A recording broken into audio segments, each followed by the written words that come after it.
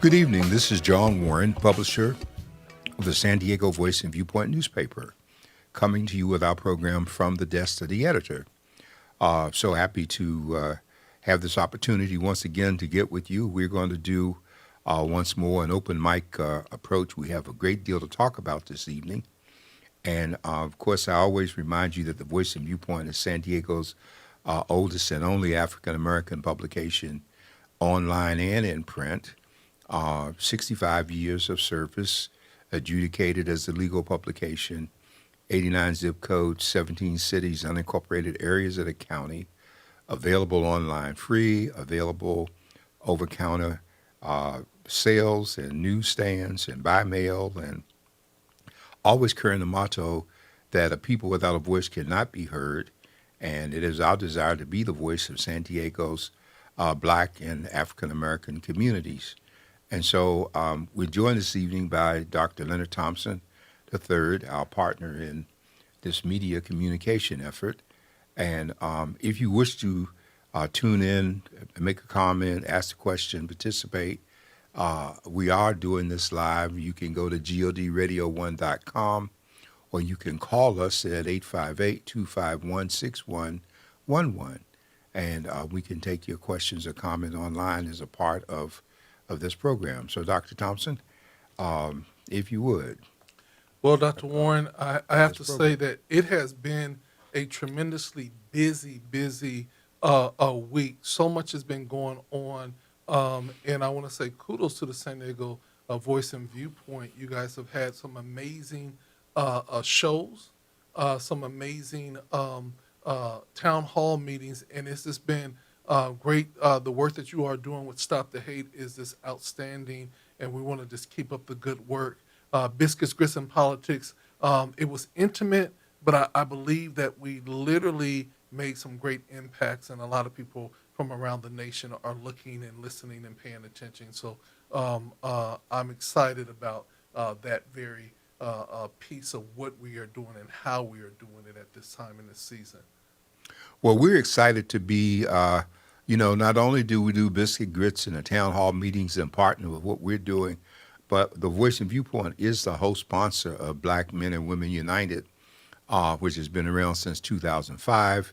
And we are an informal association of African Americans and Black folks who come together weekly, now on Zoom. For many years, we met in person before the pandemic. And we discuss issues. Well, we're excited to be trying to be of service to each other and how we can help. And so we're great. We have some great times. And this has been busy. We're moving into, we're already in the graduation season, mm-hmm. and we've already had some significant events like the Black Baccalaureate, which has gone on for about 3.5 decades at San Diego State, which took place. And then we had the Golden Pyramid with the San Diego Urban League, and we move into graduation promotional events, and we're going to be producing around the latter part of June a Salute to Grads edition of the Voice and Viewpoint. And we'll have many of these institutions with their graduates and editorial comments in the paper. So we're excited about that. As we continue kind of a whirlwind schedule. We're headed toward Juneteenth, mm-hmm. and there are a lot of events that we've already made note of that we're going to be publicizing for people to keep up with. We also are moving in the direction of Father's Day, yeah. which a lot of us kind of laugh at because dads don't get the kind of attention that moms do, but we're okay with that. We understand how that all works. Well, I always tell people when Father's Days come around, and being that we're in the media business and entertainment, Father's Day is always a work day, and so not only are we're working, but also I said if I can just get a little bit of peace and quiet, a little bit of downtime, that's all we want, and just a little meal. Yeah. I don't need a big fuss. No, come, pat me on the head, kiss me on the cheek, and I'm good. Yeah, we don't need the hallmark moments. Yeah. So that makes a big difference. We have a number of things to talk about this evening, Dr. Thompson, because there's a lot going on. nationally, we've been consumed with the Trump's trial, which has now moved to jury, and that we don't know how many days or hours or how long that's going to take, but a lot of us will be glad when it's over so we can get on to other issues. We have an international crisis on the scene because America made certain overtures about withdrawing support from Israel if they went into Rafah. And so we've had protests here in our colleges and universities about the Palestinian crisis. And then we see Sunday, in spite of everything that's been said, Israel went ahead and they said they did strategic surgical attacks in Rafah, but they killed over 45 men, women, and children. And they've blatantly made the statement that they think this will go on through the end of the year. Yeah. And so now, what's America going to be? Are we going to be the paper tiger? We said we would withhold ammunition. They verified that the bombs that were used to kill the people were made by America. Benjamin Netanyahu, as Prime Minister of Israel, has in effect said to Biden, I don't care what you say, go screw yourself. We're going to do what we want. They've said it to the world, and the killing continues, the suffering, the loss of life is going on. The borders are closed in terms of getting emergency food and medical supplies in. And it is an act of genocide. It's an active act of genocide against the people who have a problem, but the people are paying with their lives and with the next generation in terms of over 35,000 folks have been killed since October. And nothing justifies what the Palestinians did in Israel, but neither does the Israel response justify the level of carnage and murder that's taking place now, where everything, whole 3 million people have been left homeless, basically, and foodless and suffering, and medical teams are under pressure, and we can't ignore it. And while we have that happening there, here in America, we just came through, some people it was the Memorial Day weekend, but for many people in the South and up that corridor, over 21 people were killed through those tornadoes that just leveled everything, and the destruction that's taking place. And a lot of us out here are just kind of kicked back and relaxed and thinking that everything's fine, and it's not fine. There's a great deal of pain and suffering. We have issues here, even in our community. The homeless numbers are going up. And someone chided me recently in a comment that I put it in the paper, letter to the editor, complaining that I spent time reciting the problems but didn't offer solutions. I am not in the business of giving the solutions. My business, from a media standpoint, is to help make you aware of what's happening. The very word news stands for north, east, west, and south in terms of the four directions of the planet gathering information so that we can be an informed people, we can make informed decisions, and we can hopefully, working with us, which is called and known as the fourth estate, that's what the media is, that we have a tremendous role to play. And so I'm a little concerned that a lot of our people seem to be on recess. I see a disconnect as we do the Hate Project and we reach out to other ethnic communities. While hate is an issue being directed at certain people, often by a dominant group, I'm also concerned that there are very strong signs of hostilities between the subgroups that are affected by the hate, where we try to get people to talk to each other, to come together and to be concerned, to be supportive, to be part of the healing and the solution. And that seems to be a real issue. So we have a lot on our plate. On a better note, we are also, next month the new police chief takes office. Next month, I think they're going to be selecting a fire chief. But we just had a vote by the Board of Supervisors to appoint the deputy chief financial officer who happens to be African American, Ebony Shelton, to the position of CAO, Chief Administrative Officer. And we have not had a black person as Chief Administrative Officer in San Diego County since Cliff Graves back in 1984, 85, who came to us from OMB.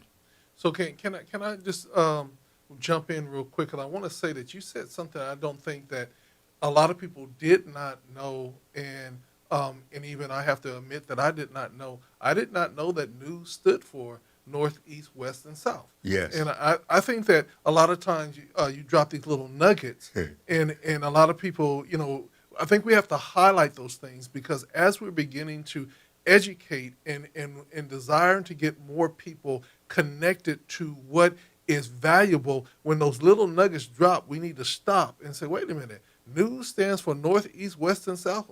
Ding, ding, ding, ding. And like I said, other people might say, well, Lynn, I knew about it. Dr. T, I knew about it. You didn't know about it? But I think that's really big. And number two is, as you're moving forward, one of the things that was really sad, and I saw a discussion talking about African Americans in voting. And they said, we hear a lot of complaints. We hear a lot of people saying what could be, should be, and everything else that nature. But then when they go back and look at the black vote only was 10% of the black voters that could vote actually voted. And so basically, we have 90% of the eligible voters saying that we don't want to play anymore. We don't want to be in the game. But we then see, when it comes to protests and when it comes down to disgruntledness and things that are unfair, we'll see 90% complaining, but only 10% willing to do the work. Well, Dr. Thompson, as much as I wish that this was a new revelation, over 50 years ago when I first ran for office in my 20s, I came into the political scene in Washington, D.C. with a heart for the people, wanting to help the little guy and wanting to buck and fight the system. And I learned the very hard way over 10 years of public service that the people who cry the loudest and want you to do the most are the people who will not register to vote for the most part. They will not have staying power. They will come to a public meeting and they will be there just for a little while, and then they leave. Very, very seldomly will they stay the course and stay the whole time. Now, this does not go unobserved, because if you look at the San Diego Unified School District Board of Education, one of the things I understand they did is that they shifted public comment to the end of the meeting. Well, in long board meetings, you're not going to have any public there at the end of the meeting. So there'll be very few people who will actually stay and go through that. And before we moved into this computer age, when I was an elected official, I kept a voter printout on my desk. And when people came to me with issues, the first thing I did when they came in the office is I looked for their names. Because if I'm an elected person, then I'm there to represent the people who vote. Yeah. And I was known to turn people away and say, when you get registered, you can come back and I can hear your case. But I'm not going to take the time from people who do vote to give you the time when you won't vote. Yeah. And so, and we just saw something happen in the past 3 weeks when the Supreme Court ruled on the redistricting, and I believe it was in South Carolina, how they in effect said that politics could be okay for redrawing boundaries in what we know in the business as gerrymandering.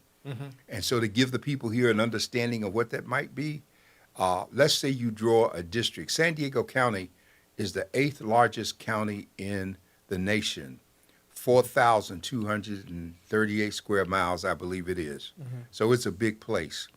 And so, and then that whole area is represented by 6 people. So that means they cover a lot of territory. So after we go through reapportionment, let's say what they do is they take Spring Valley and they put Spring Valley in East County as opposed to being in a district that comes where it's more heavily populated. Well, let's say the majority of the people in Spring Valley are people of color. Well, they can raise hell all they want about what's going on, but the representative And fortunately, we don't have that. We have a good representative in that area in Joel Anderson. But the representative could take the position, I'm not going to worry about how much they complain about anything because I've got from Hamul to Hakumba to the Scanso, I got all the rest of this area, and the numbers there outweigh and outpopulate this little group that's complaining. Yeah. This is what the Republican Party has done throughout the nation.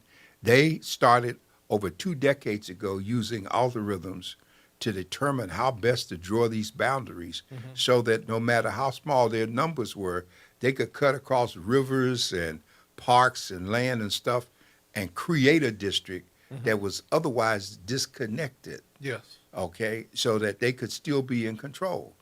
And why? Because the masses do not pay attention, because it is by design that the masses are kept busy trying to struggle and work. Just one last comment to make this observation, because a lot of people have missed this. You know, when we went into countries like India, Burma and those places over there, or Africa, and we had people go on safari. If you ever see the movies of a safari, you see a whole bunch of black people or Indian people, they carrying all the burdens. They walking, they carrying all of this gear, and at the evening time, they've set up the tents. They put out the table with the white cloth and the linen. They've done the cooking. White folks just kicking back, enjoying the shade and sunshine. And so what do? They create a scenario in their economic system where they can't get but so much money because those people control the economy. And it's the same thing they did here. They have people, we have people who are waiters and waitresses, people who have small salaries under the illusion that they're going to have large tips. Yeah. And the tips keep them subservient and tied into the system. And so they're so busy trying to eat and live that they don't get a chance to do all these other things, okay? And that was the same theory that they used with the sharecroppers. When the slavery ended, the man said, you can leave, but you can't take nothing with you. Exactly. If you stay here, I'll let you eat. I'll let you buy stuff at what is now the store on credit, but I'm gonna make sure that your bill is so high that by the time we bring in the crops and you pay the bill, you ain't gonna have nothing left anyhow, but to start all over. And so we need to understand that this economic system is not the best system. I always tell people, nothing is wrong with capitalism if you have some capital. Yeah. But if you don't have capital, then it ain't a good idea, okay? And so all these things we keep talking about here are issues that have been man-made to keep you where you are, deferred dreams, deferred gratification, while others enjoy life, and you trace the illusion that you're going to get there. And we could get there if we pull together and stop trying to think under the Willie Horton syndrome that the system is going to bless us and we're going to be better than everybody else. Yeah. One of the things I want to do is tell everybody that we are multi-streaming on YouTube, Twitter, and Facebook tonight. So just so those of you guys that are looking at different platforms, we are on several platforms tonight as we expand our reach and our territory right here at GOD Radio 1 from the voice of that's of the editor. Dr. Warren, we look at the things that are happening and you know how they call it a perfect storm. I believe that right now we are setting up for a perfect storm, and I really believe that how this case is settled with the Donald Trump hush money, the way this case is going to be settled, if he is not convicted, then they're going to use it to usher him right into the White House. Well, even if he's convicted, they're going to try because there can be a split decision in this, and the whole country is getting a lesson in criminal procedure through this case, and they're discovering that there's, well, I don't know if they mentioned it, but, you know, there is federal criminal procedure, like there's federal civil procedure, and then there is the civil procedure, and there are differences in terms of how things are done. And so some people have said we might see a hung jury where maybe at least one person just disagrees and the judge tries to make them work it out. Some have said we might see a mixed decision where he's convicted of some items, but of all the 34 items, all it takes is one felony conviction to make him a felon. And then there's that question of can he even serve? I mean, we can't stop him from running, it looks like, but Trump's position is that if he gets elected, he can pardon himself, which is unheard of. But there's nothing specifically in the documentation that's saying that you can't. And let us remember, and I'm beginning to write more about this. We have this scenario where, if we look at Alito on the Supreme Court, who refuses to recluse himself, if you look at Roberts, who's the Chief Justice, who's supposed to be the one in charge of the Supreme Court, he has lost all his power now because that Trump Radical Six, they have enough power that they don't need him. It's no longer a situation of 9 people where you can get 4-4 on any given day, and then that key person can break the vote one way or the other in terms of the decision.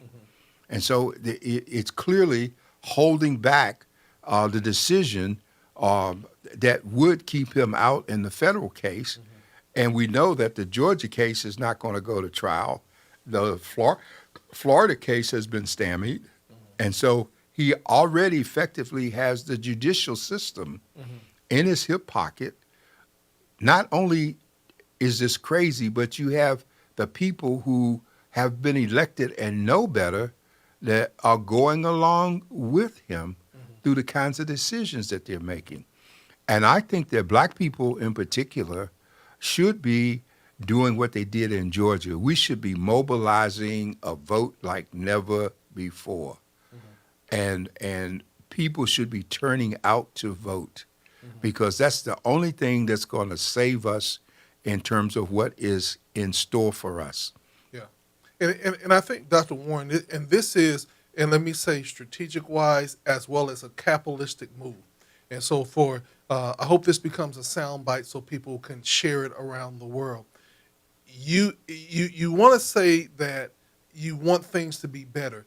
This is the time that you can make it better. If we mobilize the African American vote and we can get 70 to 80% of eligible African American people to vote, we are at the table. We have the bargaining power to literally affect change and affect change not just for the world, but especially for African American people. We have not seen the affection of change because of the fact that we have not been visible enough as well as impactful enough to make a change. If you're only 10%, you're a non-factor. And so if you're a non-factor, then I don't need to make any concessions to you. I don't need to come to you or do anything else because you're a non-factor. You're just a whole bunch of talk. And we do a lot of talking, but we don't do a lot of walking and a lot of doing. Well, you know what? In fairness to our people, Carter G. Woodson wrote a book on the miseducation of the Negro. Most of America has been miseducated in terms of civics, in terms of government and politics. Most people don't understand how public policy is done. I know I had this conversation, and I've been asked to institute a basic government class on Zoom, and it was suggested I might do it on a Saturday morning, maybe between 10 and 9 and 10:30 and 11, and help people understand how government is structured and how this whole thing works. You know, I keep talking about Biden. This is not about Biden because he's the favorite son of black folks as Democrats. That's not the case. As a matter of fact, black folks need to remember that before Roosevelt, we were Republican because Lincoln was Republican. And so, and then if you go back a little bit further in history, we had Alexander Hamilton, who was, basically black as the first treasurer of the country, but he and Thomas Jefferson, back in the early days of the Constitution and the battles to ratify it, Hamilton was was involved in the Federalist Papers in terms of what kind of government we were going to have. And so today we're not paying attention to government. When you and I went to school, We knew all 48 then of the states. We knew the capital of each state. Today, people don't even know which state. When we were in elementary school, we could draw a map of the United States, and many times we were taught how to fill the states in. Uh, and we don't have any of those things happening today because we have such a surplus of information that there's an indifference. Yeah. And so, this week, today, they're having an election in South Africa. And it is the most significant election since Nelson Mandela, when he came out of prison and became the first president of the free nation. And his party is now on the verge of being kicked out because of the changes and suggestions of corruption and all of the problems. So the situation is universal. This Sunday, which I think is the second on Sunday? Yes. This Sunday, south of us, Mexico has two women for the first time in history running for president of the country. And it's got two warring parties, and a party that's been in control for a very long time. And that election is going to be influenced by our border crisis, as well as our November 5th election is going to have the border as a crisis. And so we can't just sit back and not pay attention to what's going on. Even if we don't do anything immediate, at least we can be informed. We can listen. We can think. Black folks used to pay attention, even though we couldn't read and write. When I grew up in a little town in North Carolina called Henderson, they had a newspaper there called the Henderson Daily Dispatch. And they had this guy named Bob Harris, who I guess, God, we probably thought he'd never die. He would come on radio every day at 5 o'clock, and he, in effect, would read the paper, okay? And they didn't have any black paper boys. They had some little white kids on bikes that would come through, and they would throw the paper. You could subscribe to it in our yards and everything. But what I noticed that even though we didn't have television, and a lot of folks that were still doing the radio, and that's why they listened to the news that way, we read and we listened, and we had a good idea of what was going on. Even though we were working fields and menial jobs and we didn't do anything important, we were still listening. And that's why we went through this battle in the South to get the vote against the poll tax and against counting the jelly beans and all the things that they did to keep us from voting. If you ever saw the movie Miss Jane Pittman and you saw Oprah Winfrey play that lady that insisted on registering when they did everything but kill us for trying to vote. And here today, we could impact it. In a May 1957 speech, Martin Luther King gave this powerful speech, and it was called, he talked about give us the vote. And he said, if you give us the vote, we can elect the people with character that can represent us. Give us the vote. We can determine who the judges are. Give us the vote. And then we get the vote, and we squander it. Well, So- my question is, Dr. Warren, but have we sold the vote? Because to me, it seems like our vote has been bought and sold, and the civil rights organizations have been bought and sold. And so they'll say we're going to support somebody, not because it's right, but because we have bought into the party or whatever. At this point in the game, and this is what I would say, and maybe our strategic attack should be reaching out to young people and really having these real dialogues, because the information that they're getting is they're going along with, okay, there's two choices, and we're just going to go for this guy over here, but they're not making any power moves. Donald Trump, and I have to say this, he brought black people to the White House. He did some black things for black people, but if you notice that it only worked if you agreed with him. And if you didn't agree with him, black, white, purple, or green, you were out. And when you came there, you didn't have real dialogue. You had photo ops. And so my thing is that we got to get past the selfies, past the photo ops, and say who will literally do the work, and who do we have enough influence. Like I said, don't bring me to a meeting for a picture. I'll send you my picture.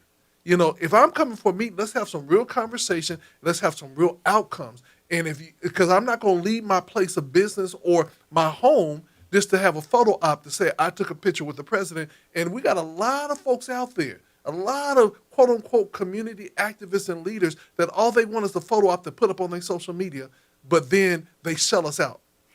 Well, I was in Washington and worked on the Hill through 4 or 5 presidents, and I saw black people get carried away when they had a chance to work at the White House. I remember I had a friend one day who was working at the White House. I think it was during the Clinton administration. My office was on the other side of Lafayette Park, and I called this person because we had been active through American Society for Public Administration, done a lot of things together. And when I called this person one day, it was something. The secretary came back and said, "Is this business or personal?" And because Miss So and So don't have time for personal calls. And so my response was, "Tell Miss So and So I'll see her when this administration is over and she has lots of time on her hands." And we get carried away in terms of what we could be doing, Dr. Thompson. As you were speaking, I was remembering over 25 years ago when we had the March on Washington, the Million Man March. The Million Man March came 2 weeks after the O.J. Simpson acquittal occurred. Mm-hmm. And white America was so mad that Simpson got off that they were beginning to start a backlash. I remember going on KUSI here to have discussion with people early in the morning because people were trying to get worked up. Black Americans, it wasn't that they were in love with OJ, but they were enamored with the fact that for the first time, a black man had beat the system. And so that's what they were excited about. Mm-hmm. And so we got 1 million people in Washington. But if you think about it today, we have a generation that was not even born when that took place. Mm-hmm. They have no idea of what led 1 million people to come there. They don't really have any idea of what led the 250,000 to come when Dr. King did the March on Washington.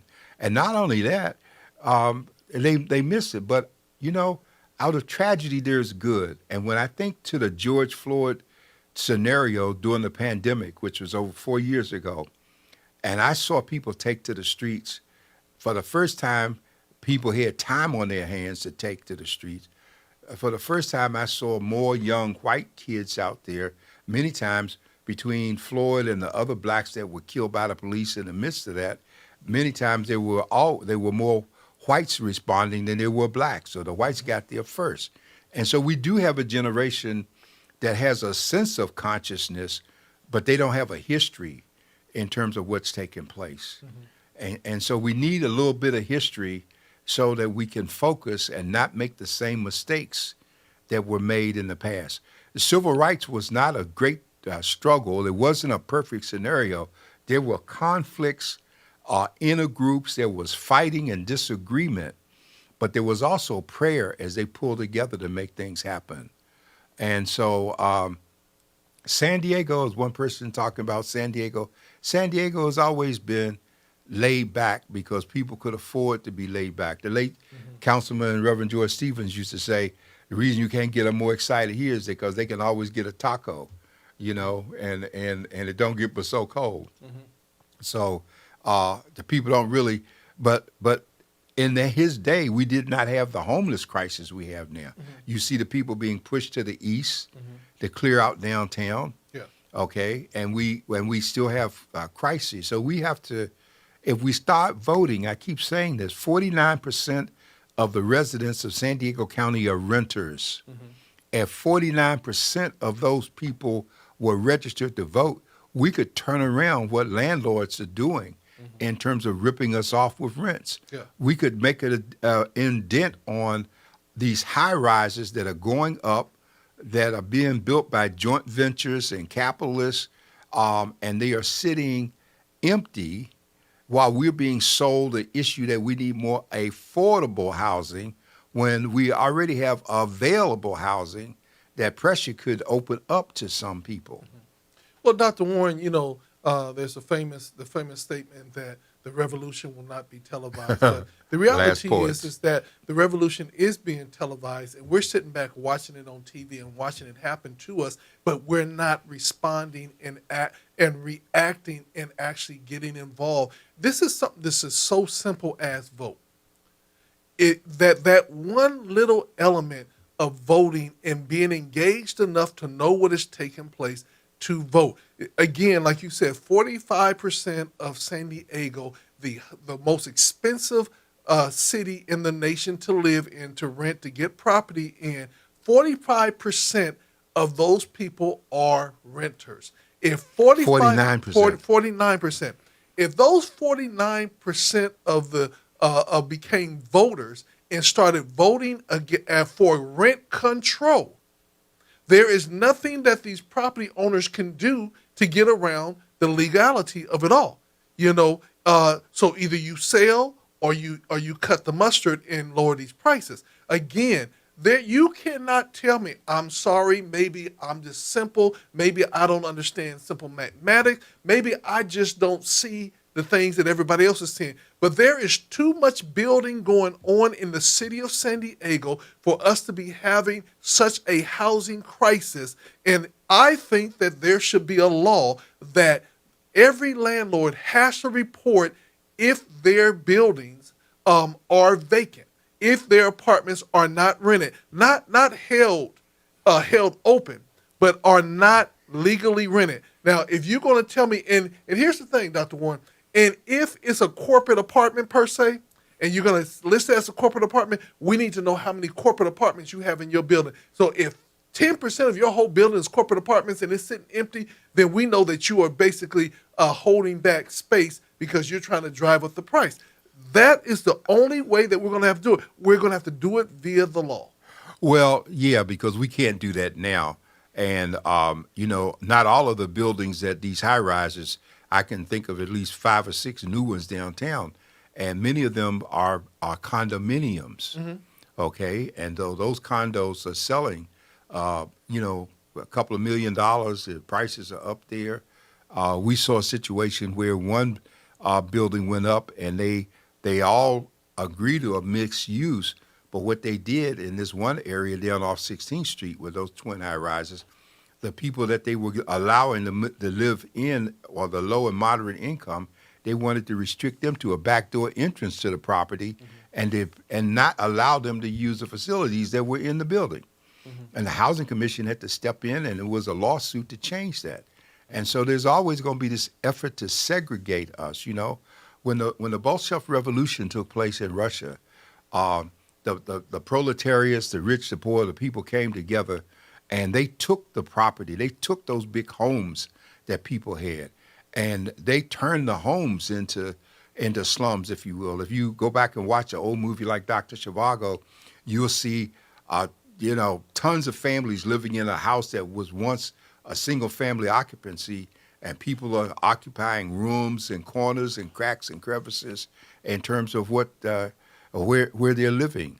And so we don't have the kind of winners here that drive people the way back east does in terms of housing. I mean, the weather here is like, the shelters that we build, the whole thing. We just need to get more involved in what's going on.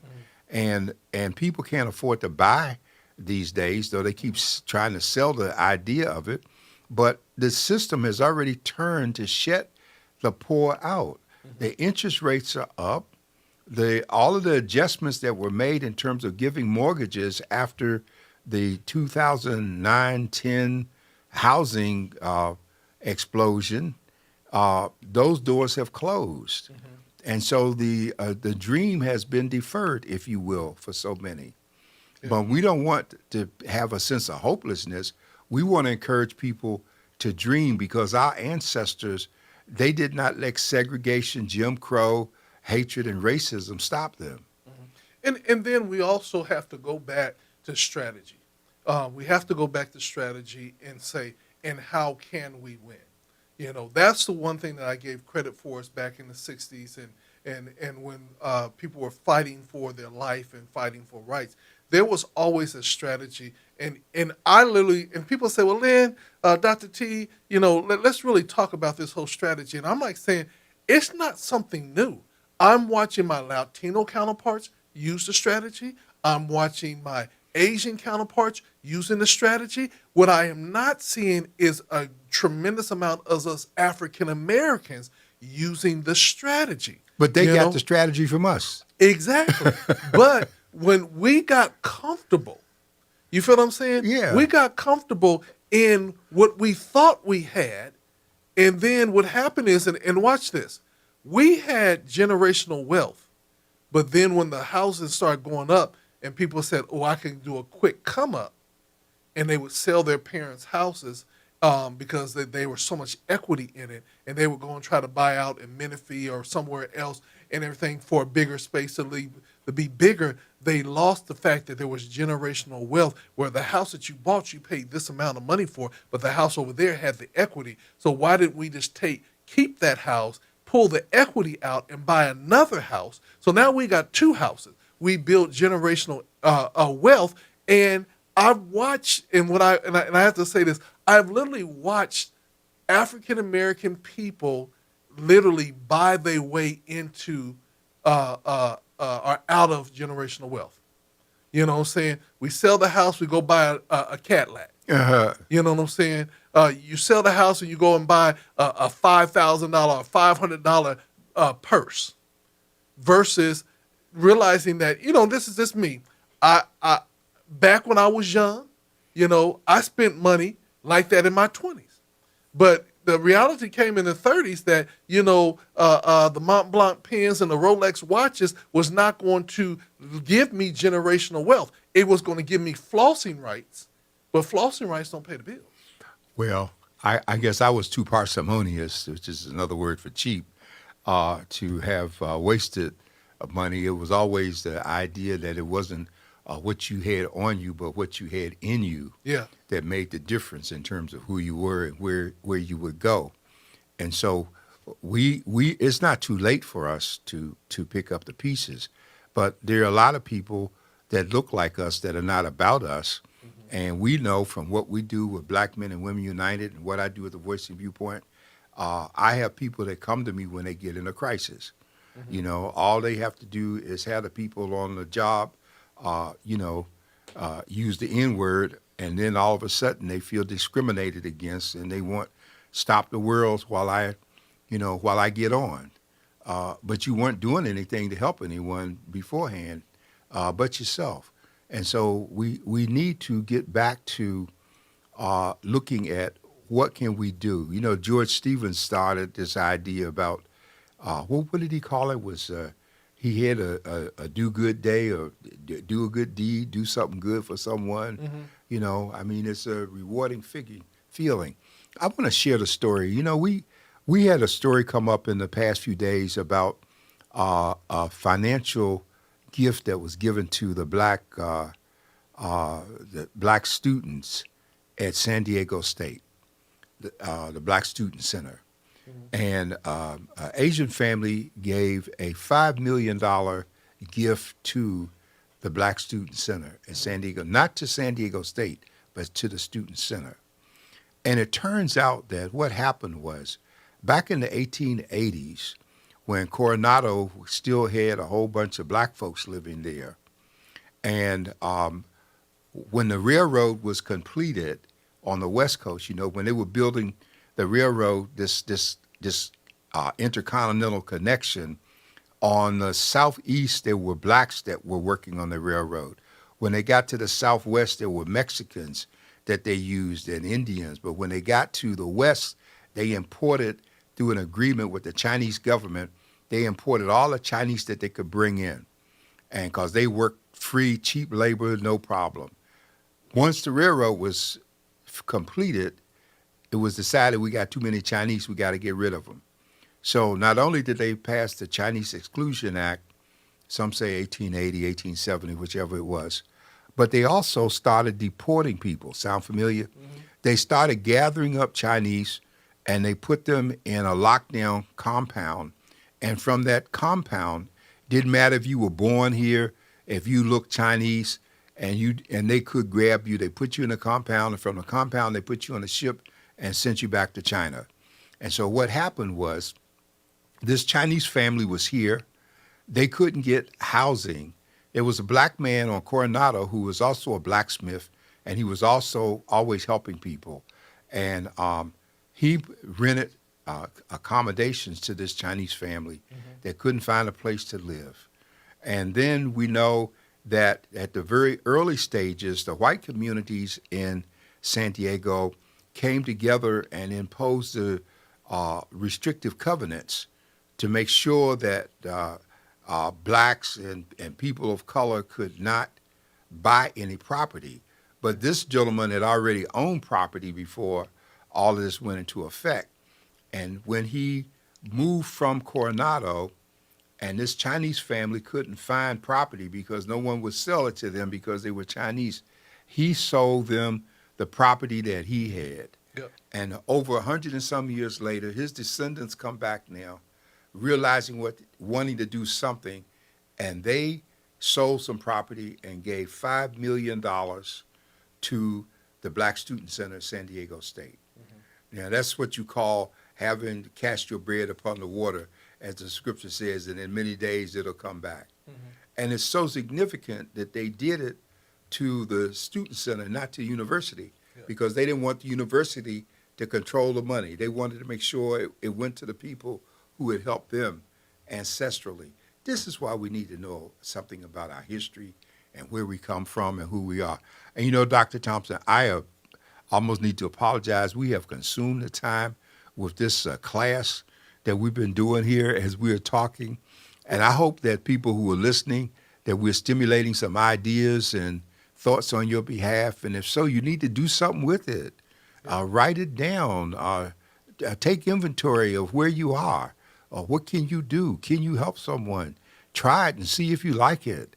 And let us hear from you. Write to us. Send us an email. If you want to be a part of Black Men and Women United, when we get together on Tuesday mornings, just call the paper and leave your email, and we'll send you the link. Well, Dr. Warren, my challenge is simply this, and because as we were talking today, that news thing really got me. I really like that north, south, east, and west. I really like that piece. But one of the things that I do want to say that I think is very, very significant is that we keep talking about rent control here in the city of San Diego. We've talked about it. Some people have even tried to push it, but it has not been successful. I still think that we need to retake it up again. I think that we need to literally sit down and know. See, you can say you want rent control, but you got to really be able to lay out what the law will do so that the law is effective. So you actually need some lawyers on it, because you could say, look, I want rent control, but what does that mean? And if we're going to vote on it, we got to make sure that it's clear and concise, and that there's no what we call loopholes. Well, we've been down this road many times before, Dr. Thompson, and sometimes it's the language that we use. We just passed in the past year and a half a tenant protection ordinance, which in effect has some elements of rent control, and all rent control is not good. I shared with you that pre-pandemic, we had a proposition here in California, Proposition 10, that would have brought those houses that were lost in foreclosure now being rented back to the previous owners under exorbitant rents. Those houses could not be controlled in terms of the prices, because all of the things that we had on the books going back to 1995, I think it was, controlled elements of properties, but it didn't control single-family dwellings. And so that made the difference, okay? And so these are our issues. I think we have a comment, and I don't want to miss out on someone trying to make a statement. What is being said? It says right here, Dr. Warren, I really appreciate hearing your historical perspective. What do you think we can do to increase our collective historical perspective? Well, I think one of the things we can do is start having more informal gatherings and circles of conversation where we come and get together and we talk about the things that are of interest. This happens all the time on the East Coast. We don't do it enough here on this coast. Even when I was vice president of a public policy institute, and a lot of the people have been Republicans, and they were out of power under the Carter administration. We often flew up to Harvard in the evening to have these dinner think group meetings where we talked about employment, unemployment. Uh, those were early discussions of welfare reform. And we did all of these things because we kept the conversation going. That's why Joan Kropp built the Peace and Justice Center at University of San Diego, because it's for that kind of dialogue and discussion. And we need to have more discussion, and we need to have more topics. The Voice and Viewpoint is willing to host those kind of discussions. We just need to know that if people ask for it and we set up the time to do it, whether it be on Zoom or in person, that we're going to honor the time that it takes to make it happen and not ask for something and then show up once and not show up again. Well, and then I think it's like it is a perspective of how we can do it. You know, we do have the paper, and we also have radio, and we can, if people are really, really interested and people want to take it by the horns. Number one, write an article. Yes. That becomes Letter to the editor yeah, can help. that literally becomes a part of history. And two, let's talk about a show that we just talk about history. Yes. But we want to make sure that it's his story and not this his story. We don't want it to be bashing anyone. We just want to tell truth and live in the truth of it. And I think that it's so very important that we have so much, and this is what, and I want people to understand this, and I'm going to go back where the Bible says that in these days that greater works shall we do. You know, a lot of times when people say, well, how can you do greater works more than what Christ did? But just think about it. You know, Christ went from place to place to place preaching the gospel. We can stay in one place and hit all nations, but with the resources that we have. So there's the ability for us to do greater works, but we have to use, quote unquote, a doc where they say, use Moses, use what's in your hand. Yeah. Men and women of God, use what's in your hand. Black people, people of color, use what's in your hand, but use it in a way to empower the next generation, not just give fluff. There's a whole bunch of fluff out there. And I'm like saying, even with social media, you know, there's still something about filling the pages of a newspaper. There's still something about filling the pages of the Bible. There's still something about filling the pages of a book that we have to celebrate. And, you know, one of the coolest things when I went to college is that you saw black men and women walking around with books. Yes. You know, it was a badge of honor when you was walking around with a book, not just walking around with music.